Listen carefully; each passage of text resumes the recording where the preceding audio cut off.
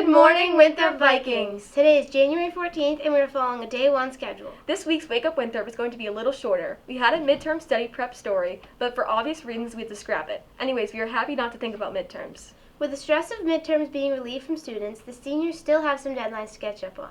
Senior portraits are due Monday, January 17th. All seniors must submit their photo by then. Seniors should have their proof codes that were sent in the mail or received via email. If you have not received this, you need to call Prestige Life Touch. The number is 1-800-736-4753. Again, the number is 1-800-736-4753. All photos must be chosen by this Monday. If not, the default photo will be selected by Prestige. We would also like to announce the winners of the National Honor Society officer positions. The NHS winners are as follows: President Dan Tracy, Vice President Maddie Tolliver, Secretary Annalise Bruno, and Treasurer Declan Donovan. Congratulations to all the winners. With our sports teams basically midway into their seasons, and with some cancellations due to COVID, our WHS sports teams are still working hard looking for the position in the NEC. Here with the sports recap is Wake Up Winthrop's Eric.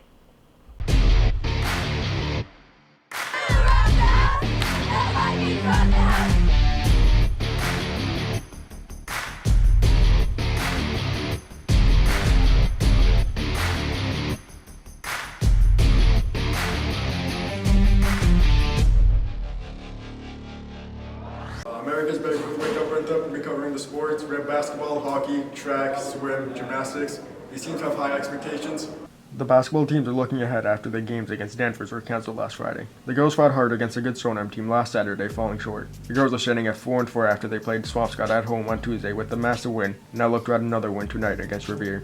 The boys team stands at 3-5 after beating Swampscott with the score of 64-63 by a game-winning three from Chris Capuccio.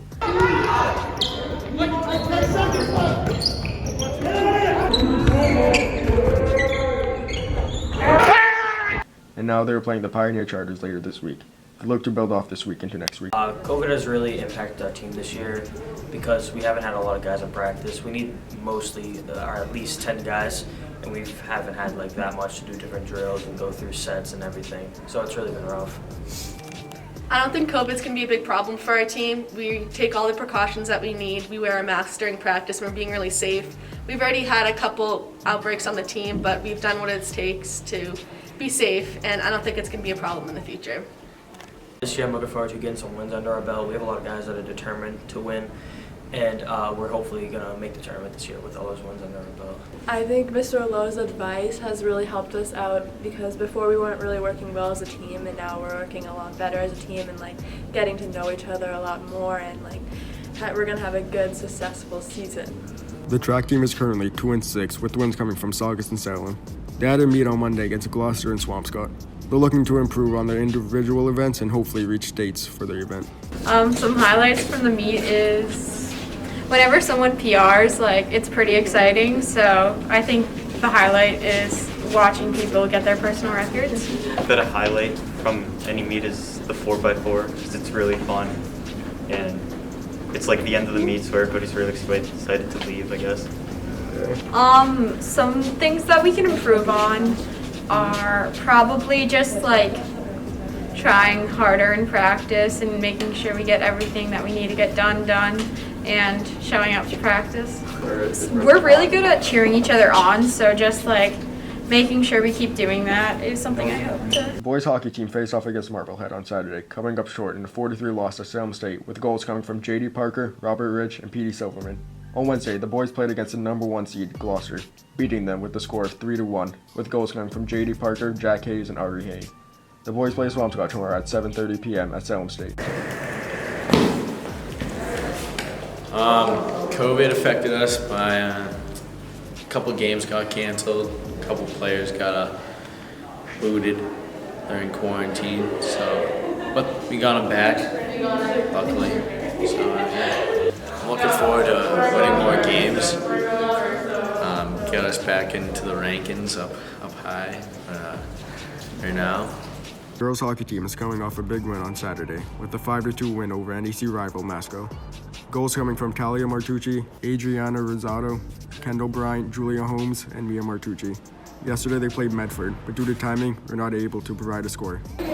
So COVID hasn't really affected us much this year. We had to make up one game and we're making it up on Thursday against Medford. But overall we haven't been shut down, so that's all you can ask for. So what led to our win against Masco was, I would say, our third period.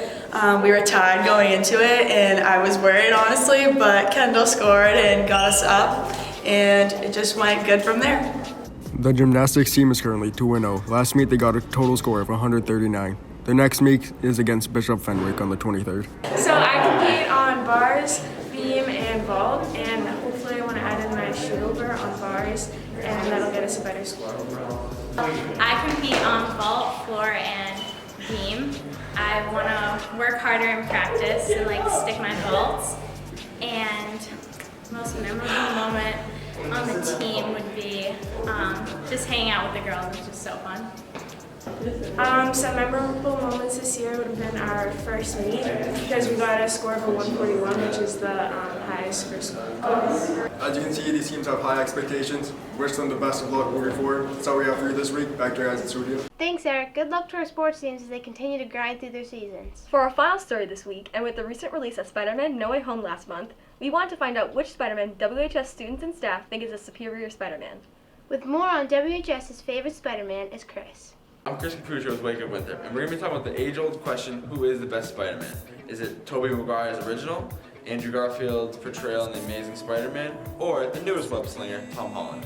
Everyone has their own opinion, we're going to dive into it. As Spider-Man becomes the first pandemic-era movie to reach $1 billion in the box office, the debate of who's the best Spider-Man comes back into the spotlight. People love Toby Maguire for his fights with Green Goblin, Doc Ock, and Venom. Others argue that Andrew Garfield's movie would have better if he got a better script. And finally, others stuck to Tom Holland for his portrayal with new star Zendaya and his Spider-Man's new best friend, Ned Leeds. Andrew Garfield is my favorite Spider-Man. I know that is controversial, but it's because when his Spider-Man movies came out, I was young and I thought he was really hot. What?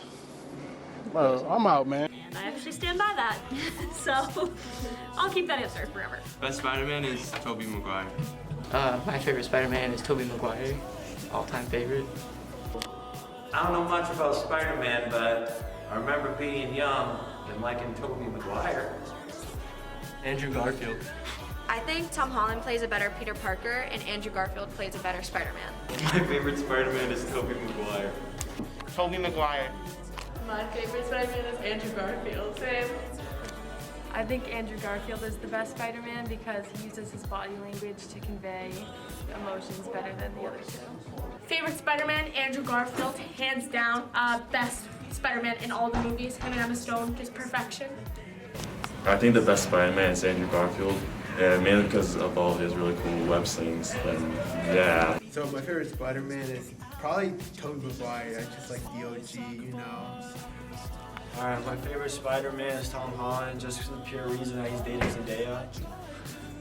Well, as you can see, many different people have many different opinions on who the best Spider-Man is. But the fact of the matter is, as long as we're not Gwen Stacy in a clock tower, I think we'll be alright. I think we're happy to say that we've gotten these three versions of Spider-Man, and maybe one day they'll all even be in the same film.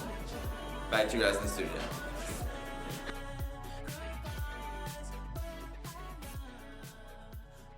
Thanks, Chris. I gotta say, I think Toby and Tom played the best Peter Parker, but Andrew was the best Spider-Man.